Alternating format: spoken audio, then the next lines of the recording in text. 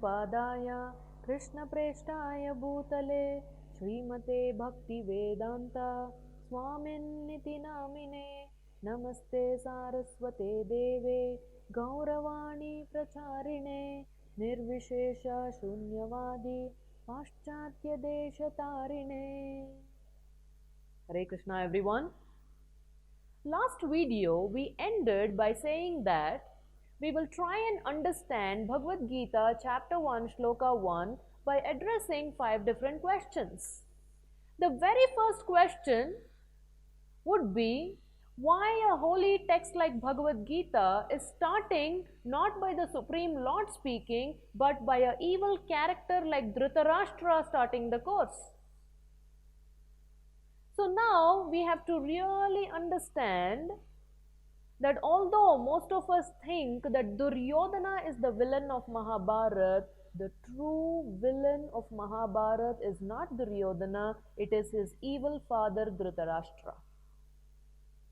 And Dhritarashtra is an embodiment of greed, always hankering for that which never belonged to him in the first place. And Dhritarashtra was not only physically blind, he was also spiritually blind. At least Duryodhana, he did not know, he did not understand that Krishna was the Supreme Lord. Dhritarashtra very well knew that Krishna is the Supreme Lord. In spite of that, he still did not follow the path of Dharma. And it seems like as though Duryodhana was the one using his father Dhritarashtra to his advantage to do all his evil deeds.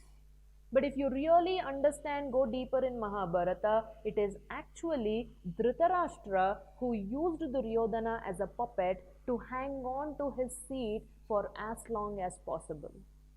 In the garb of Putra Moha, but that was not actually the case.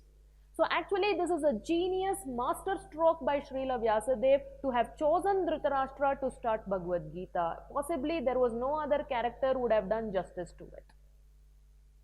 So the question number 2 is, now the war could have been fought anywhere, but why did they specifically choose this place called Kurukshetra? Kurukshetra was not originally called Kurukshetra. In fact, it was called by 2 other names, Brahmakshetra or Samanta Panchaka. Brahmakshetra became Kurukshetra when a king called Kuru did immense amount of penances there, and the Supreme Lord was so pleased with his penance austerities that he blessed him with 2 benedictions. One, that Brahmakshetra henceforth will be called after him, so Brahmakshetra became Kurukshetra, and the second benediction was that anybody who left their body in this place called Kurukshetra would straight go to heaven. And now how did Kurukshetra also become Dharmakshetra? One, I already told you, King Kuru performed so much of penances there, and many others have done a lot of piety in this place, especially an incarnation of Lord Sri Krishna called Parashurama, who actually happened to be a Brahmana, but then he acted like a Kshatriya. He went around 21 times around the globe and killed so many irreligious, unrighteous rulers.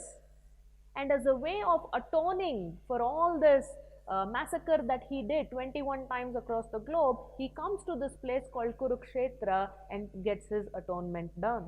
So that also adds to the piety of this place, how it became Dharmakshetra. But above everything else, when the war was happening, the Supreme Lord Sri Krishna himself, by way of taking the side of Pandavas, acting as a charioteer of Arjuna, Parthasarathi, because Krishna himself was present on the field, that renders any place dharmic. Dharmam tu sakshat bhagavat pranitam. So Kurukshetra is also called Dharmakshetra because of all these various reasons. So today we have addressed the very first, why Dhritarashtra started Bhagavad Gita, and next why Kurukshetra was chosen as the place for fighting this war. We have 3 more to cover. So in the next video, we will begin by seeing Dhritarashtra's partiality towards his own sons. Until then, Hare Krishna.